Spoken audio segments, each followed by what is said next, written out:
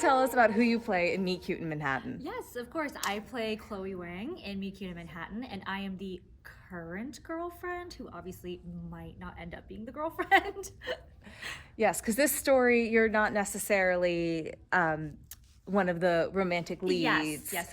So how does your character navigate that throughout the script? Well, she has her own career going on. She's very independent, very confident. And her and Jason have been in like this 10 plus year relationship off and on. And I think it's very much one of those things where like they're just, there's a lot of love, there's a lot of history, but they're just not right for each other anymore. They've grown so differently. So I think she navigates it honestly as best as she can. When you have that little feeling, you're like, Yeah. But yeah, I think what I love about this film is that nobody's portrayed as like a villain or anything like that. So yeah. Love that. And then rom-coms in particular are known for iconic female characters, whether they're the protagonist or not necessarily, or we'll say the antagonist. Yes, sure. So were there any specific rom-com characters of like in the past or just rom-coms in general that you were inspired by going into this role? I think I tried to lean more into like a fun, campy vibe. So like a little bit of Legally Blonde in the or like the 2000s, all that like campier, fun stuff. That's kind of more of the vibe I wanted for her. But then she also has like really grounded, like more depth moments. So that was really great to play both. Right. And then how did you walk that line? Because it's so easy to go too big Yes. but if you go too small and too grounded, then it's not funny. And Yes. Chloe and your character, she is the anchor for so much humor. Yes, she is, and you're definitely aware of that.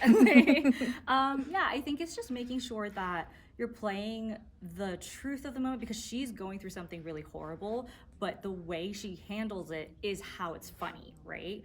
So I think it's balancing like what she's feeling with how she expresses herself. And that's how I did that. Amazing. And then what are some of your favorite rom-coms? So my favorite rom-coms, right now I love 10 Things I Hate About You. I just rewatched it. So good. And it's still so funny.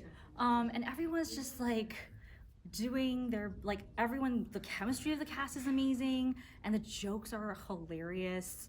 And I love Kat because she doesn't bend or change for other people. She just kind of like matures and grows, and that's beautiful. Yeah, she's not your typical lead Yeah. for that era. Yes, 100%. But now that we're in this era and we're speaking about Meet Cute in Manhattan, what is something that you hope viewers take away from the movie? I think for me, I felt like a lot of the themes were about bravery. So, taking a chance on whether it's a career move, whether it's like backing yourself, whether it's saying like, oh, do I deserve better? Am I unhappy? Even if there's no visibly wrong thing. I think it's like bravery because it takes a lot to be vulnerable and put yourself out there, right? Amazing. Yeah.